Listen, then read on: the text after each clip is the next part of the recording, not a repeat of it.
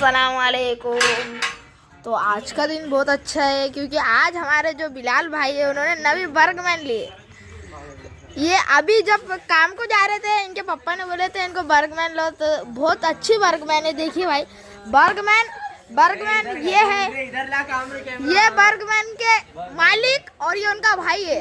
हटिए आप, ये बहुत अच्छी बर्गमैन ली है इन्होंने, बस बहुत अच्छी बर्गमैन है। इनको बहुत कम रेट में पड़ी है बर्गमैन। ये कितने में बिलाल भाई कितने में? बिलाल भाई कितने में बर्गमैन? सिर्फ 2 लाख सिर्फ 2 लाख में। और ये जो मैं फोन से अभी ब्लॉग बना रहा हूँ ना वो भी 76 लाख का है। तो आपको छोकरा बना रहा है ब्लॉग।